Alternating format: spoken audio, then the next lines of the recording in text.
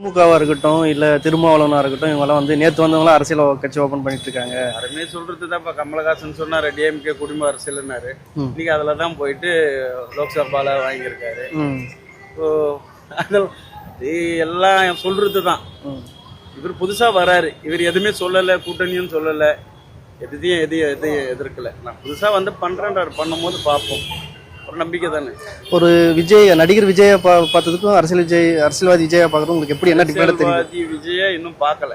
அதான் வராரு. வந்து செய்யும் போதுதான் தெரியும். இப்போ வரத்துக்கு முன்னாடியே அந்த கட்சி சார்ந்தவங்க ஒரு கவுன்சிலராவோ இல்ல ஒரு எம்எல்ஏவோ இல்லை. ஆனாலும் அவங்க நிறைய செய்யறாங்க. ஓன் காசை வச்சு செய்யறாங்க. இப்போ மற்ற கட்சியெல்லாம் என்னன்னா வந்த பிறகு அதுல இருந்து எடுத்துட்டு தான் செய்யறாங்க. புரியுதுங்களா? இதுல வந்து அவங்க இது வரைக்குமே வரல. வரத்துக்கு முன்னாடியே கொஞ்சம் நிறைய இடம்லாம் மக்கள்லாம் நிறைய செய்யறாங்க. வந்து இன்னும் செய்வாங்க. இப்போ நான் பணத்தை பார்க்கவே இல்லை. நான் செய்யறேன்னா எனக்கு பணம் வரும்போது நான் இன்னும் செய்ய ஆசைப்படுவேன். அந்த மாதிரி அவங்க கையில கொடுத்து பார்ப்போம்.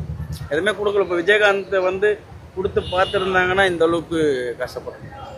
எதிர்கட்சி தலைவராக உட்கார வச்சு அதோட அந்த மாதிரி இவரை பண்ணாம எதுவும் ட்ரோல் பண்ணி போடாம, ஏன்னா படத்துல நடிக்கும் போது டைலாக் வரும். அதை நிஜ வாழ்க்கையில ஒரு அரசியல் வரும்போது அந்த டைலாக்கை ட்ரோல் பண்ணி இதுல போட்டு இந்த மனுஷனையும் சாவச்சிடுது. அப்படியே விட்டுடுங்க. அவர் பண்றதை பண்ணட்டும்.